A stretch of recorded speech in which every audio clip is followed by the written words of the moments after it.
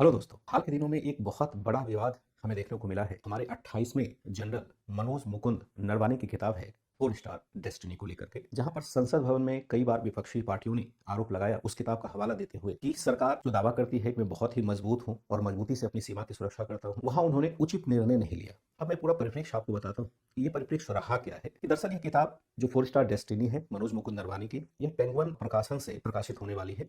2023 से ही पेंडिंग है, क्योंकि रक्षा मंत्रालय ने इसको रिव्यू में रखा हुआ है कि कुछ सूचनाएं ऐसी ना प्रकाशित हो जाएं जो राष्ट्रीय सुरक्षा के लिए खतरा हो। इस पुस्तक के कुछ अंश 2023 में ही प्रकाशित हुए थे, जिसको लेकर के अब विपक्षी पार्टियां, खास करके राहुल गांधी जी, इस मुद्दे को संसद में उठा रहे हैं। उनका कहना है कि सरकार ने उचित निर्णय नहीं लिया, जबकि चाइना का टैंक रेजिमेंट भारत की तरफ बढ़ रहा था लद्दाख रेंज में। लद्दाख रेंज का मतलब है पेट्रोलिंग 14 पॉइंट, उसको कहा जाता है टेक्निकल रूप से देखा जाए।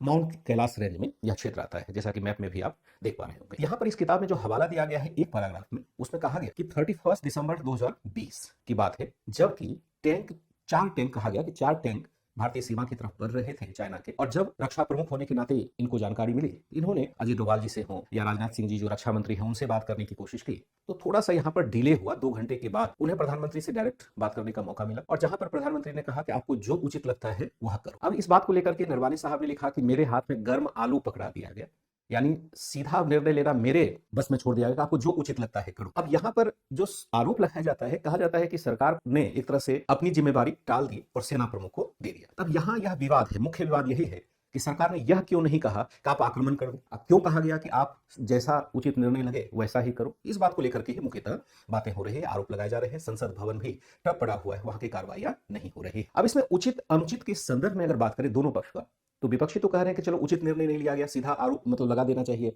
सेना प्रमुख को कहना चाहिए कि आप हमला ही कर दो। लेकिन अगर व्यवहारिक रूप से देखें तो अंतर्राष्ट्रीय राजनीति में यहाँ पर राजनीतिक नेतृत्व कुछ क्षमता अपने पास रखना चाहती है, ताकि आगे चल करके निगोशिएशन किया जा सके। और सरकार के लिए यह बहुत अच्छी बात रही, या कहा जाए सेना के लिए भी मुझे लगता है कि अच्छी बात रही कि सेना जो फ्रंट पर खड़ी है उसके लिए यह निर्णय लेना ज्यादा बेहतर होता कि क्या करना चाहिए। क्योंकि अगर फुल फ्लेज युद्ध हो जाता तो उसके लिए फिर सरकार सामने आती ही आती। लेकिन तात्कालिक तौर पर दूर बैठे दिल्ली से बैठ करके यह निर्णय लेना कि कितना सही निर्णय होगा, कि एकदम से यह कह देना कि युद्ध कर लो, या यह कहना कि आप अपने हिसाब से निर्णय लो, मेरे विचार से यह निर्णय की अस्पष्टता ही दिखाते हैं। इसमें बहुत कमजोरी तो मुझे दिखाई नहीं देता है। हालांकि सबके विचार अलग अलग हो सकते हैं इस मुद्दे को लेकर के। बहरहाल यह विवाद अभी भी गहराया हुआ है, और मुझे लगता है कि यह तब तक चलता रहेगा जब तक यह पुस्तक प्रकाशित नहीं हो जाती है और पूरी सूचना हमारे पास नहीं आ जाती।